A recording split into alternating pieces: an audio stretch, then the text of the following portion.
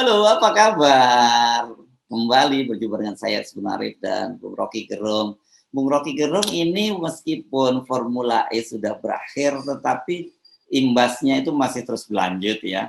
Dan kita pahami ini karena apa? Ada lanjutan setelah ini saya kira kontestasi Pilpres 2024 gitu. Dan bagaimanapun juga itu kemarin Anies Baswedan memetik poin penuh lah dari Formula E ya. Iya, karena akhirnya orang nggak peduli lagi siapa menang dalam Formula E itu. Ya. Dan kompetisi berikutnya pindah kemana nggak penting, karena yang lebih penting adalah foto Anies bersama Puan. Kira-kira begitu kan. Jadi seluruh sifat politik akhirnya kita baca di situ. Dan PAN yang mau membeli tiket ya mungkin nggak jadi juga. Ya. Karena sebagai isu dia hilang aja tuh. Begitu foto itu muncul, bahkan soal Presiden Jokowi datang nggak penting, orang mulai melihat Puan dan Anies atau Anies dan Puan yang kalau disingkat jadi Ampun. Anies dan Mbak Puan. Anies Mbak Puan Ampun. Iya, saya mau singkatin begitu aja supaya gampang. Oke, pokoknya tetap kita kasih tahu syaratnya bahwa kalau mau didukung oleh kita, oleh FNN, harus 0% dulu. Selama itu nggak ada 0%, Anies juga nggak akan kita dukung, gitu ya, Bung Rocky? Iya dong, itu mesti clear pada Anies bahwa jangan nunggangi sesuatu yang tidak disukai oleh etika politik gitu. Dan 0% itu adalah syarat supaya kita dukung. Kalau enggak ya dari sekarang kita ampun-ampunkan aja tuh. Oke, tapi kita balik ke Formula E. Ternyata luar biasa angkanya. Saya kira ini statistiknya sulit dibantahkan karena masuk ke Ancol itu kan memang terkalkulasi dengan baik gitu ya. Dari target 22.000 penonton itu ternyata kemarin penontonnya sampai 60 ribuan gitu ya. Dan memang tidak semua masuk yang di arena sirkuit, ada yang banyak nonton dari layar besar di Ancol gitu. Ini artinya angkanya hampir sama dengan Mandalika ya. Mandalika waktu 62.000 gitu. Dan kemudian ada pujian memang kepada Anies dari pendiri dari co-founder Formula E gitu, bahwa ini sukses luar biasa itu berkat kepemimpinan Anies dan sebagainya. Tapi yang menarik adalah pertempuran di kalangan buzzer. Dan ini sebenarnya kenapa kita bahas buzzer, karena soal pembelahannya.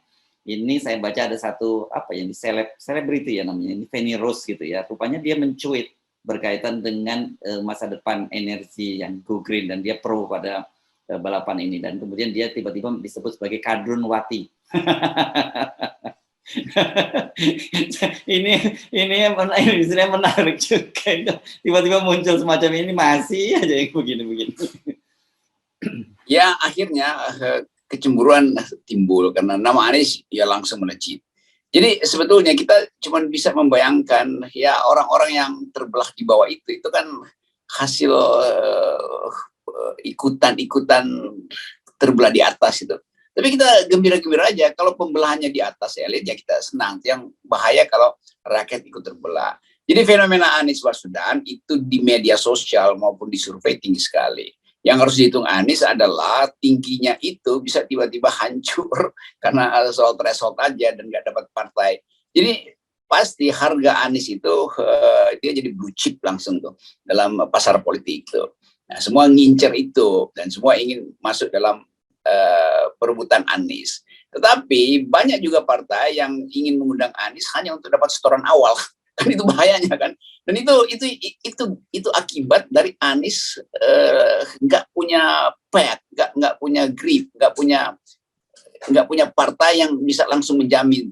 Lain kalau 0%, Anies bisa katakan ya oke, saya bisa pilih sendiri kok. Kalau sekarang Anies terpaksa udah sebenarnya paruh di ijon dengan menaikkan elektabilitasnya, dia di ijon juga. Sementara dia nggak tahu bagaimana caranya supaya dia dapat jaminan bahwa dia tidak sekedar dipermainkan sebagai harga saham yang digoreng-goreng. Ini juga bubble juga kan kalau harga saham kan. Jadi Anies dibubble-kan supaya banyak investor yang ngincer dia. Padahal sebetulnya di ujung itu udah ada desain untuk sekedar ya Anies boleh tapi dia pasti rentan karena dukungan tidak diperoleh secara langsung dari partai. Nah itu pentingnya Anies juga kampanyekan lagi, ikut berkampanye dengan kita soal 0%. Kan itu intinya kan sama-sama Pak Lanyala, DPD yang bahkan sekarang DPD-nya sendiri mengajukan judicial review, bukan sekedar anggota DPD, tapi DPD sebagai lembaga. Jadi akan terjadi semacam ketegangan antar lembaga sebetulnya.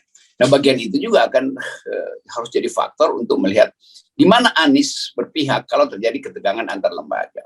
Jadi itu yang harusnya memperkuat moral Anies Baswedan. Itu bacaan saya. Jadi pintu masuk pertama udah terlihat tanpa disurvei di pintu masuk Ancol. Pintu masuk Ancol itu bukti bahwa Anies itu blue chip. Sebagai saham dia blue chip. Oke. Tetapi saham unggulan gitu. Ya, saham unggulan. Tetapi karena dia ini namanya fundamentalnya, basis fundamentalnya nggak kuat, gitu ya. Dia ini rawan untuk digoreng sana dan goreng sini, dan namanya saham ya, sangat fluktuatif. Ini begitu ada sentimen negatif sedikit itu bisa langsung anjlok kan gitu ya. Nah, itu bahayanya. Jadi Anies masih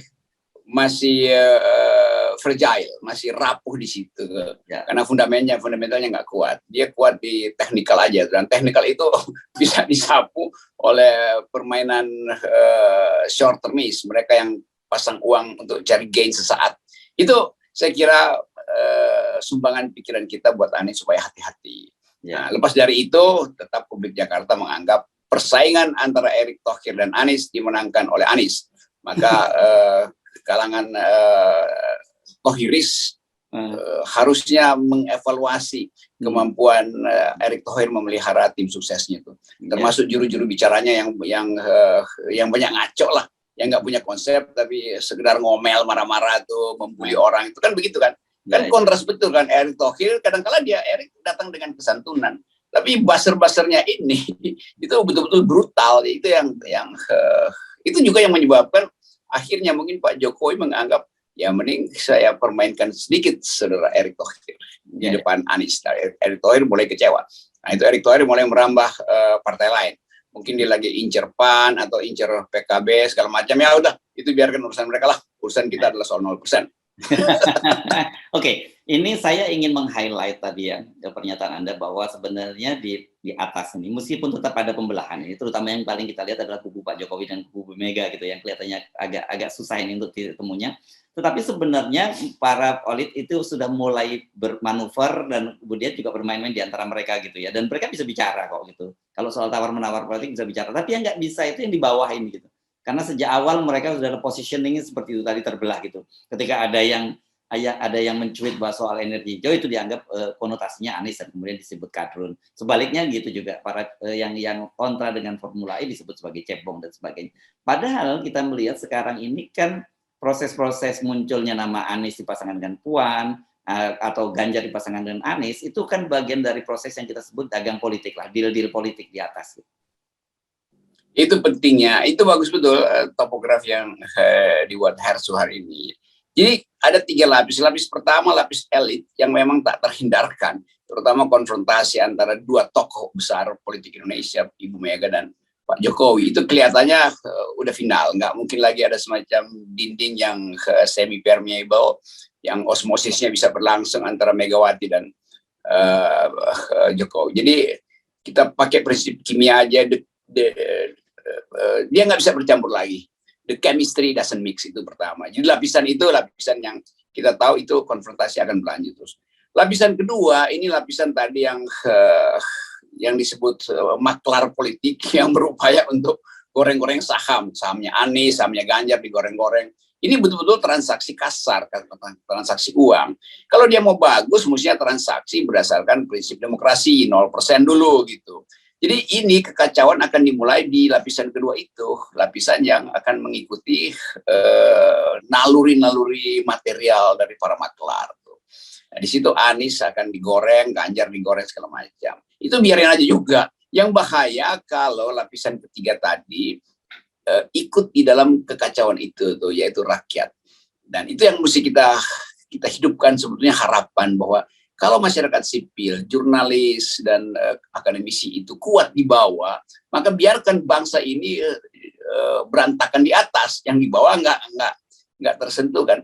Karena itu saya sering katakan, saya gembira aja lihat perkelahian elit sebagai tanda bahwa kalau elitnya punah karena perkelahian, maka bangsa ini selamat. Kan itu intinya kan. Nah, maklar-maklar ini yang seperti biasa nggak ingin direpotkan dengan soal-soal normatif, soal threshold segala macam, tapi segera ingin bikin tukar tambah. Nah, kita FNN dan masyarakat sipil ingin mengasuh wilayah bawah ini, wilayah rakyat, supaya tidak dapat imbas dari terpecah belahnya elit di atas. Jadi kalau dibilang elit bakal nyatu, enggak. Elit itu sebaiknya dia berantakan. Sebab kalau dia nyatu, dia akan menyiksa rakyat. Elit yang menyatu itu, dia menyengsarakan rakyat. Jadi itu pentingnya kita kompori elitnya berantakan. Jadi KIB itu bagian dari Koalisi Indonesia Berantakan. Dan tanda-tandanya itu sebenarnya menurut saya cukup kuat kok, bahwa mereka ini sebenarnya saya sebutkan sebagai kawin paksa gitu ya. Namanya kawin paksa itu nanti ketika yang memaksa kira-kira posisinya lemah kan mereka juga bubar, atau mereka sebenarnya udah berantem sendiri di dalam kan. Ya itu kawin paksa karena saling incer mahar doang. Oke. Nah, tapi paling penting saya kira kita perlu perluas ya percakapan itu, Bung Rocky. Jangan hanya seputar Ganjar, seputar Anies, kemudian seputar Puan dan sebagainya. Karena saya kira nanti kalau kita hanya berkutat di sekitar itu, kita juga terjebak pada framing yang dibuat oleh para lembaga survei yang itu bagian dari kebanyakan dari tentu saja kepentingan oligarki. Ya, FNN nggak akan masuk dalam putaran itu. Ya. Kita tetap akan mengajak juga para jurnalis dan kekuatan masyarakat sipil untuk fokus pada basis pertama dari demokrasi, itu kedaulatan rakyat. Dan kedaulatan itu harus dijaminkan pada sistem pemilu yang kompetitif. Nah, kompetitif artinya tidak boleh ada barrier to entry dan segala macam itu. Ya, permainan uang itu menjadi masalah karena thresholdnya dipasang 20%.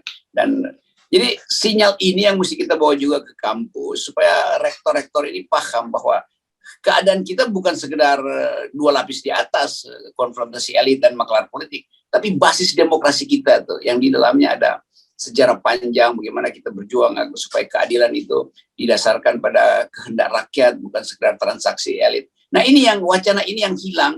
Para rektor juga atau mahasiswa, sebagian mahasiswa mengerti ini, dan rektor harusnya universitas ada di dalam posisi oposisi itu. Nah, yang saya senang adalah pikiran dari Pak Asumardi Asra yang menganggap pers harus kembali menjadi mitra kritis pemerintah atau kekuasaan. Dengan kata lain, Pak Asumardi Asra mengintip dengan baik bahwa potensi pers untuk memfokuskan pada transaksi itu berbahaya. Jadi fokus kembali pada demokrasi itu. Nah, saya tahu itu karena Pak Asumardi adalah seorang intelektual dan dia tahu bahwa demokrasi hanya disebut demokratis kalau basis pertandingannya itu level playing field-nya sama itu. Karena itu dia cocok dengan kita, ingin mempromosikan 0%. Dia cocok dengan Lanyala karena Lanyala juga sebagai ketua DPD, Pak Lanyala konsisten untuk mengucapkan itu. Jadi kita masih punya harapan lah, ada pers yang dipimpin Pak Asumardi Asra, ada DPD yang dapat inspirasi kuat dari masyarakat sipil, lalu mengambil posisi beroposisi secara konstitusional tuh. Pak Lanyala ada di dalam wilayah pikiran itu. Ya.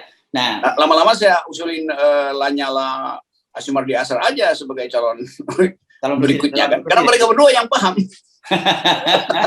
Ya, tapi kemarin karena tadi singgung soal Solo, menarik juga ya, karena ternyata DPD ini sekarang siap berkelahi dengan Mahkamah Konstitusi, katakanlah begitu ya. Ini kan menarik ini dari sisi ketatanegaraan itu, pernyataan Pak Lanyala. Ya, itu final di situ. Ya. Jadi ada percakapan baru nanti di publik tentang kalau terjadi konflik ketatanegaraan, siapa yang mesti ambil alih? Ya pasti MPR tuh, dan mesti putuskan. Kan nggak ada yang lebih tinggi lagi kan. Tapi sebetulnya ada etik yang tanpa harus dirumuskan, yaitu kalau DPD mengkritik pemerintah karena tetap nggak ingin mengubah 20% itu, kan sebetulnya MK kirim bola panas ke pemerintah. Karena ini open legal policy, nah silahkan DPR dan pemerintah revisi itu tuh. Tapi cara MK mengelak itu juga tidak etis kan. Tetap MK mesti proses dalil-dalil baru ini. Dan ini MK akan kehilangan pamor, profil, kalau dia nggak mau memproses DPD. Karena DPD ini bukan orang, DPD lembaga, jadi tetap dia akhirnya mesti proses. Jadi saya berpikir ini akan jadi ketegangan ketatanegaraan. Nah, itu pentingnya mulai sekarang kita undang banyak pakar untuk masuk dalam pembicaraan ini. Nah, ini fenomena baru yang akan mengubah cara kita melihat politik. Jadi orang akan ingat bahwa DPD Pak Lanyala itu mengambil inisiatif sekaligus resiko karena dia pejabat negara untuk berkelahi dengan pejabat negara lain yang kebetulan jadi iparnya Pak Presiden. Nah, saya sebutin plannya gitu ya. Nah, dari sini saya kira jadi jelas sebenarnya apa yang Anda maksud itu, perkelahian di level elit itu baik untuk rakyat gitu. Karena selama ini kan yang terjadi elit berkelahi, tapi kemudian yang bukan elit berkelahi, elit pura-pura berkelahi gitu, tapi kemudian menjadi korban di level rakyat.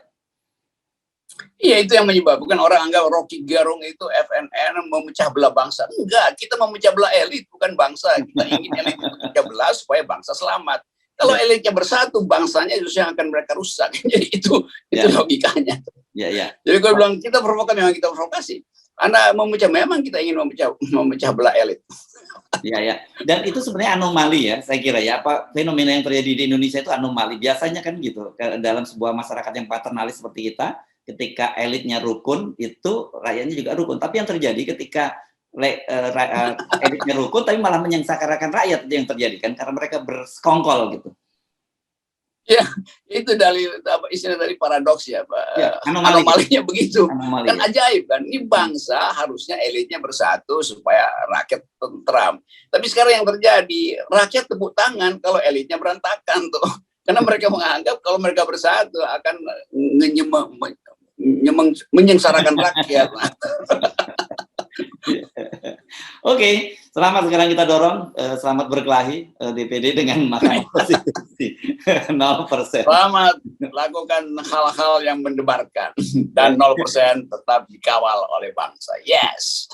Oke, terima kasih Bung Rocky. Sip.